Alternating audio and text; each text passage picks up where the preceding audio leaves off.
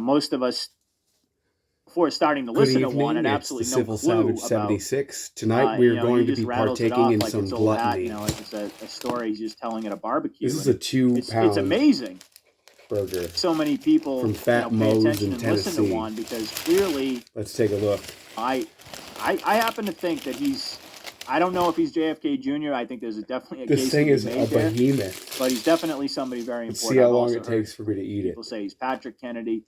I've heard other theories as well, but this Juan talks, people listen, and I'm one of those people. But there are times when I'm listening to his interviews, and it sometimes gives me a little bit of cognitive dissonance at first, and I have to Chick-fil-A, sit back and reflect a little spicy bit and think sriracha. about the larger picture. What is he really talking about? And is what he's saying a contradictory to what I believed and so many other people out there in my audience, and of course, just in the truther community in general, I believe. Look at that. Is this new information coming out that thing. somehow calls that into question? Now, this interview was a good example of this because Juan said, he outright said that Putin is not working with Trump,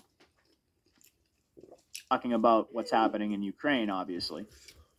And he came right out and he said, no, is not working with Trump. And seemed to imply that, Putin and the Russians are working entirely out of their own self-interest and are in no way, shape, or form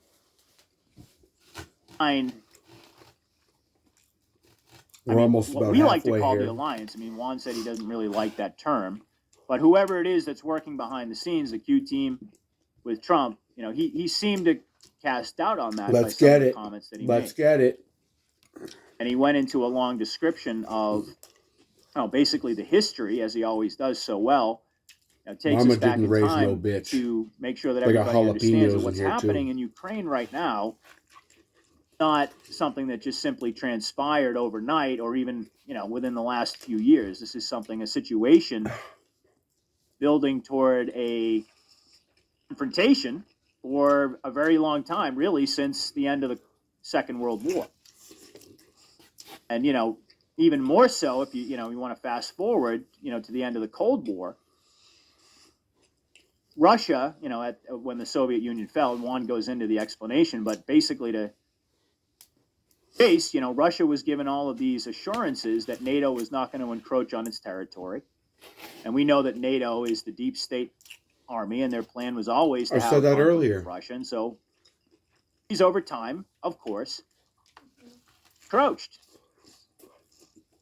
We're at this point right now, and he gets into, the different oil pipelines and how that's fundamentally what's at play here is that, it's an energy war over who's going to supply Europe, with these oil pipelines or natural gas pipelines for the next 100 years. Is it going to be the cabal, or is it going to be, some 2 pounds right here combination of Turkey and Russia and Israel? And, he gets into the whole description. We're going to do it. We're going to finish. Certainly do it, and I'm sure probably most of you in my audience have.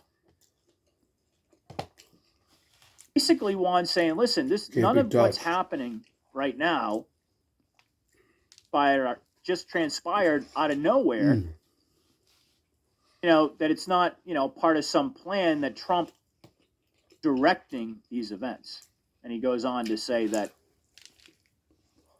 Biden, really who Biden represents, the cabal that directly caused this situation to unfold. If you're interpreting this situation in a sense, kind of like almost a mainstream perspective, you can see a lot of validity to what, Juan is talking about. Yes, obviously this situation did not where timing and what's actually transpiring in the Ukraine and all the different reports of the bioweapons labs being taken out and state strongholds being targeted, and raises a whole bunch of questions as to this is happening now under these conditions and so forth. And it seems to me that Russia is working with, that Putin is working with the White Hats and And I actually stand by that statement. Now, I believe that where Juan was coming from was kind of optics related. If people start to think that Trump, because I don't believe that Trump simply, flipped a switch and said, okay, necessarily, go ahead and do this thing. Now, if people start to think that it's associate this action with Trump from a optics perspective, it doesn't align with the white hat objectives. Trump right now, in terms of the mainstream, is supposed to be out of the picture. To me, it was kind of like a way of saying, hey, listen, what's transpiring over here has nothing to do with Trump or anything that Trump did. Nothing to do with what the deep state has been doing the Cold War. And I completely agree with that. However, I believe that Putin is working with Trump. I mean, you go back to, what was it, in 2018 when, he gave him Putin handed the soccer ball to Trump and said, the ball's in your court, Mr. President. They're both smiling.